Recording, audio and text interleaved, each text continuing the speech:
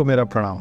मेरा नाम है उर्मिला पुत्र Akshat Gupta. I am a full time house husband, part time author, screen writer, poet and lyricist. और आज मैं बताने की कोशिश करूंगा कि शिव कौन है। आप लोगों ने शिव जी के विवरण में बहुत कुछ सुना होगा। शायद ये जो मैं बोलूंगा वो आपको नया लगे। कौन है शिव? शिव सत्य है। क्यों कह रहा हूँ कि शिव सत्य है? आप सोचिए कि झूठ जो है वो कहना पड़ता है, माया जो है वो रचनी पड़ती है, कल्पना जो है वो करनी पड़ती है, पर सत्य के लिए कुछ नहीं करना पड़ता। सत्य सिर्फ है। सत्य के लिए कुछ कहना, कुछ गढ़ना, कुछ सोचना कुछ नहीं पड़ता है। जो सत्य है वो सत्य ही रहेगा, उसको बदला नहीं जा सकता है। तो शिव सत्य है, पर शिव और भी चीजें हैं। और क्या है शिव? शिव शून्य है। क्यों कह रहा हूँ कि शिव शून्य है? आप सोचिए कि हम भारत देश में रहते हैं। भारत देश जो है वो एशिया में है। एशिया जो है वो अर्थ में है। अर्थ प्लैनेट जो है वो सोलार सिस्टम में है। सोलार सिस्टम जो है वो गैलेक्सी में है, और गैलेक्सी जो है वो यूनिवर्स में है। ऐसी कितनी गैलेक्सीज हैं और कितने यूनिवर्सेस हैं हमको नहीं मालूम। और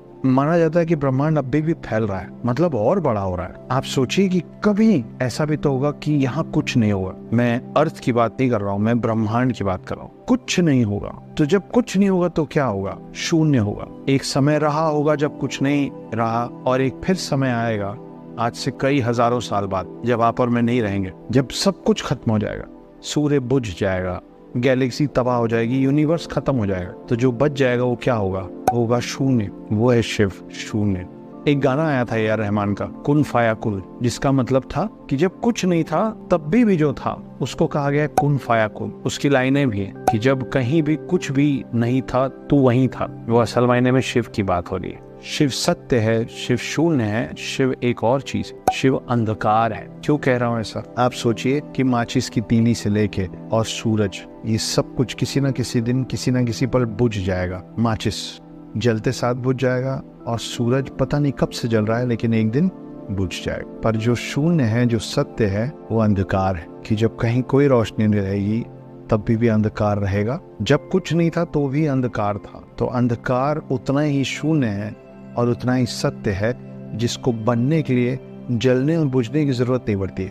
वो बस है। जैसे आपका शरीर है, जो बना है, अभी चल रहा है और एक दिन जलेगा और फिर बुझ जाएगा। शरीर के जलने के बाद वो आत्मा जहाँ पहुंचेगा वो शिव है। तो शिव शून्य है, शिव अंधकार है, और शिव ही सत्य है। शिव जी के कई नाम हैं। ज्यादातर नाम हमने सुन रखे हैं: नटराज, कैलाशपति, पशुपतिनाथ, विध्वंसक, विनाशक, भोलेनाथ। पर शिव के बहुत सारे अवतार भी, जैसे हम लोगों को पता है कि विष्णु के दशावतार हैं।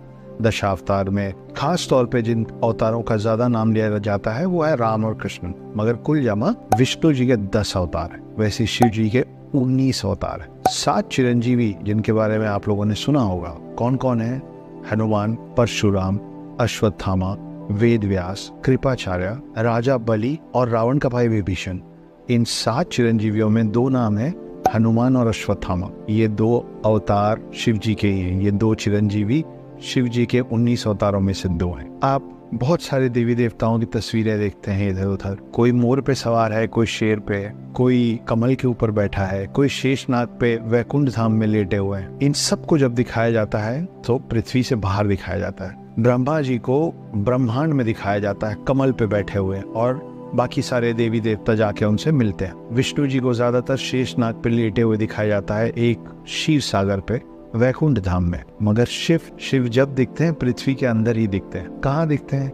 एक पत्थर पे बैठे हुए, कैलाश में। तो जहाँ ब्रह्मा जी, ब्रह्मांड के रचयिता, जो निकले शिव से ही, वो कमल पे विराजमान है। जहाँ प्रिजर्वर विष्णु जी एक शेषनाग पे विराजमान है, वहाँ आपके और मेरे शिव एक पत्थर पे विराजमान है। और पत्थर कहाँ होता है? पत्थर होता है कैलाश पर्वत। वो जगह है जिसके कारण उनको कैलाशपति भी कहा जाता है। एक ऐसा रहस्यमय पहाड़ जिसमें कोशिश करने के बावजूद आज तक कोई चढ़ नहीं पाया। माउंट एवरेस्ट कैलाश पर्वत से बहुत ऊंचा है, वहां लोग पहुंच गए, मगर कैलाश पर्वत कोई नहीं चढ़ पाया। ऐसा कहा जाता है कि एक नाम है जो कैलाश पर्वत चढ़ गया, उसका नाम था मिलारेपा। वो एक तिब्बतियन सॉर्सरर थे, एक जादूगर थे तिब्बत से, जो आज से कुछ 900 साल पहले चढ़ते चढ़ते कैलाश पर्वत चढ़ गए थे। क्यों चढ़े थे, कहाँ गए, ये सब किसी को नहीं पता। तो कैलाश पर्वत जो है बहुत ही रहस्यमयी जगह है, और उसके रहस्य का जो मूल स्रोत है वो शिव है। तो ये